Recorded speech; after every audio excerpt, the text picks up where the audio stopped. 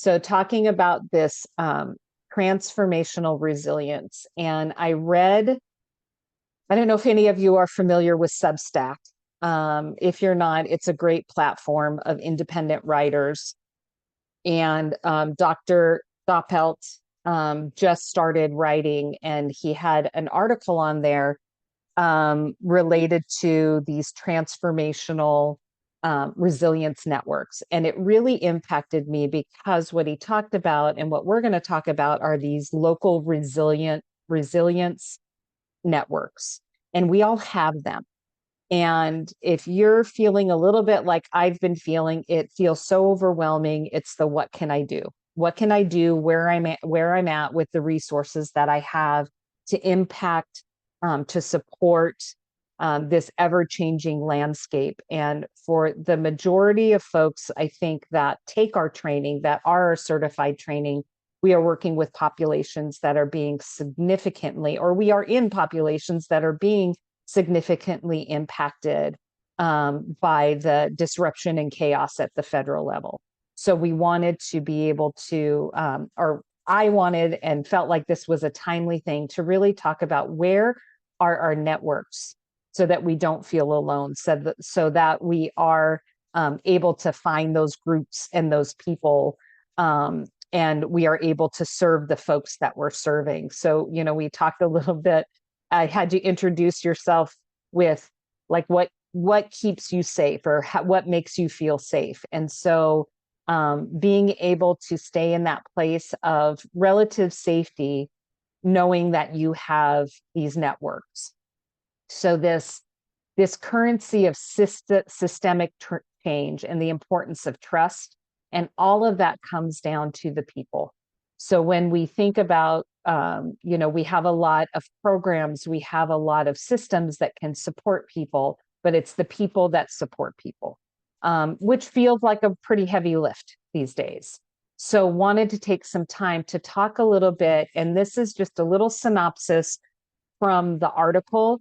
So Dr. Doppelt has talked about these transformational resilience coordinating networks, which are more formal for me when I'm looking at, what he's written about before with these coordinating networks and grassroots efforts versus what this most recent article was focusing on, which is what I feel like is more of an informal network.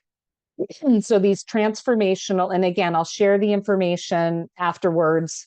And actually, once Tatiana is talking, and I'm not trying to multitask, I'll put some links in the chat, excuse me, to some of the resources with Dr. Doppelt. His website is up there, www.bobdoppelt.com. So you can find those resources there as well. Excuse me. So this more formal, which is more of a council or a group of organizations, you can probably name some groups that you're a part of that probably fall under something like a transformational resilience coordinating network. We have a lot of them. We have a lot of meetings of multiple agencies, and we see the same people at those multiple agency meetings. But really the focus is on this psychological wellness and resilience across multiple organizations and stakeholders. And it becomes the hub for there's a lot more structured decision making, those kinds of things that happen at this more formal level. At the informal level, it really is the community level. And I'm not necessarily talking about like neighborhood level, but the community level, where organizations informally interact, refer folks one to another, back and forth, gain that support, those resources, with a focus of preventing harm. And I don't mean this preventing harm. Sometimes we might couch that in substance use disorder prevention, but really preventing any kind of physical, psychological, emotional harm, and helping residents recover after adversity. So building this collective support and pressure with fundamental change. So Dr. Doppelt, if you've read any of his stuff, he really looks at environmental factors. So if you remember from the training, we talk about the, I think it's in module 1. I get all of the slides get all mushed together in my brain. The and I think so, yes, Sabrina, I'd like to think that our communities of practice are local resilience networks. I will say, and Jill, you can back me up on this, our trainer support work group has become an informal local resilience network, coming together and having those meetings and having some space for folks to be able to just be able to I think be able to metabolize everything that's going on around them, both verbally as well as like the emotional parts of it. So we come together, and when we meet, we typically spend a significant portion of our meeting just checking in with everybody and seeing how everybody's doing. So yes, Sabrina, I would say yes. So but he really looks at this, the underlying piece. Obviously the priority is the preventing harm, the support, recovery from adversities, but there's always that system change underlying in all of his work, particularly around environmental biodiversity issues.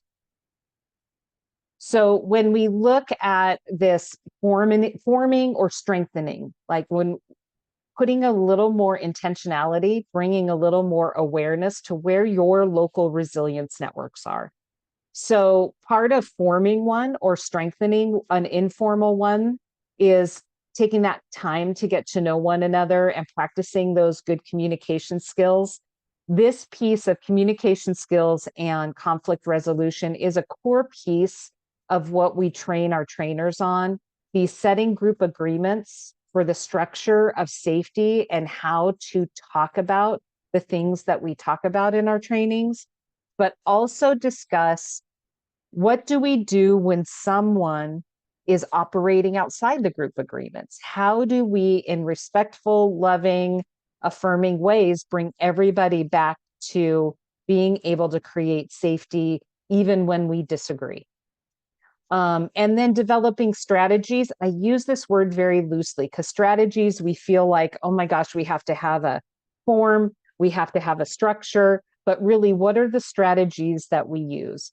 The strategy, and I'll go back to our trainer support group, the strategy we use that promotes recovery and resilience is just everybody taking time and building time into their schedule to attend the meeting.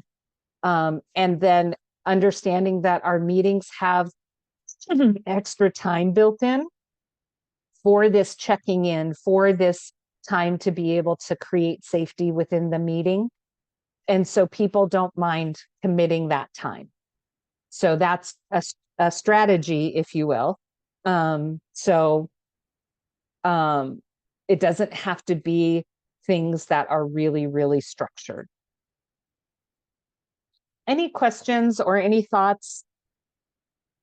I wanted, oh, and Tatiana, I totally missed I didn't put a slide in for our breathing and meditation. And I'm just looking at my agenda now to see if I'm on time. You're okay. Sorry about that. You're fine. So this may or may not look familiar. So focusing on building this population level support.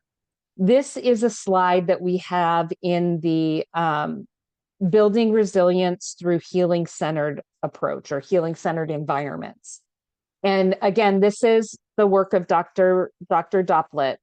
And so what he does is he looks at building these supports. We build these, what he calls presencing supports. So the presencing supports is things that bring us in the present moment.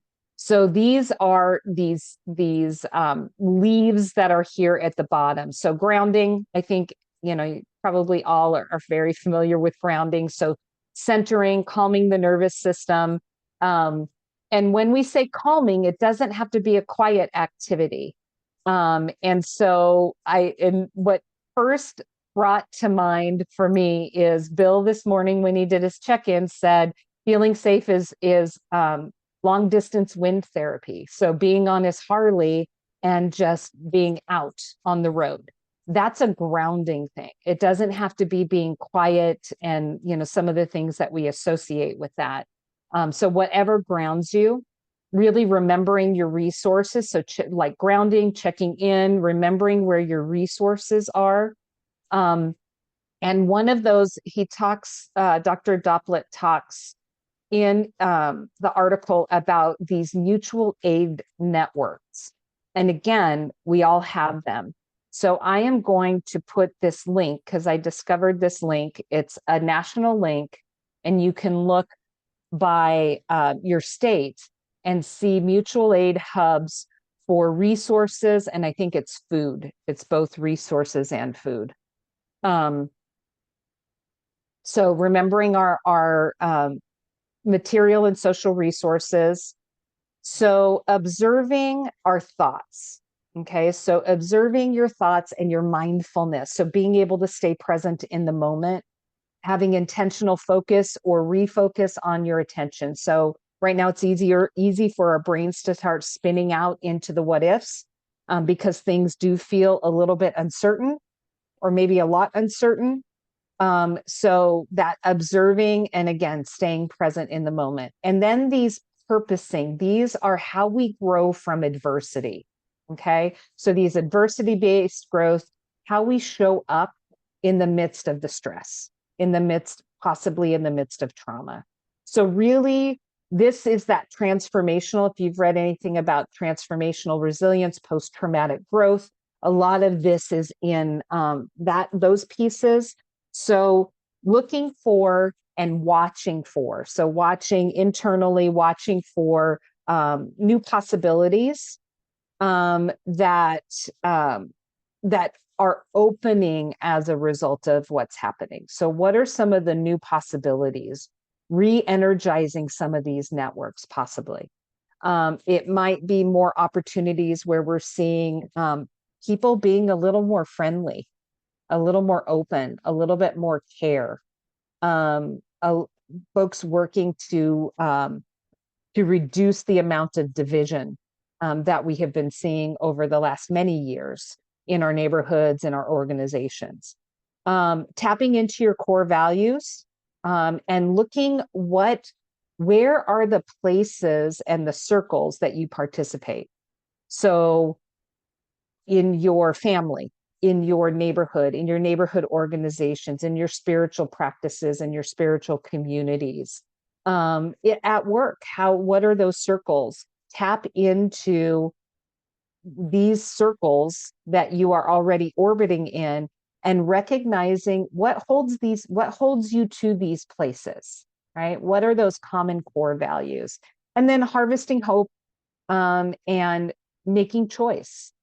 I always think that's the key to resilience is even in the midst of the swirl of the storm, that we can create the space to make a choice. And that is, to me, that is the epitome of practicing resilience. Any other comments, any questions?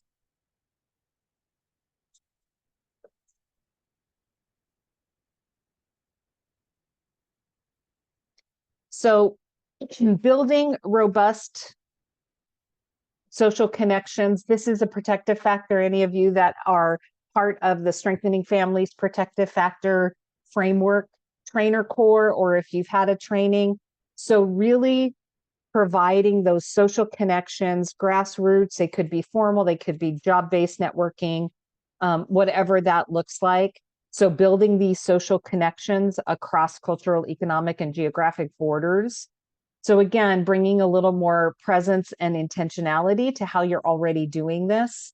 And then, let me see, did I skip one? I did not. So that's population support, social connections. And then here are some examples. Just thinking about some of these ways that you might already be creating or a part of or participating in these local resilience networks. So neighborhood-based mutual aid networks, which there's the mutual aid hub website, but also again, those informal ones, where I always think of this as the cup of sugar, where you have that neighbor you can go to and borrow things or talk to or connect with. Resilience first aid during and after adversities when we know I have a friend going through a rough time right now. Some big things are happening for them this week. And then, so that rallying of that informal network of checking in and, those things that we do, bringing food, bringing comfort to one another. Collective impact, things that enhance wellness. So I also have another friend, doesn't live in Arizona, that is a yoga instructor and just started inviting people to come in her neighborhood to come over to her house, stand out in the yard together, do some yoga. So again, these really, how do we continue to connect and build resilience? Because it is the people. It is those personal interactions. And then safe spaces. So whatever that looks like, nature-based, art-based, somatic practices, sharing those, doing those in groups, healing circles, spaces, creating spaces to practice rituals, organizationally, looking at, do you do that? And then again, those informal pieces.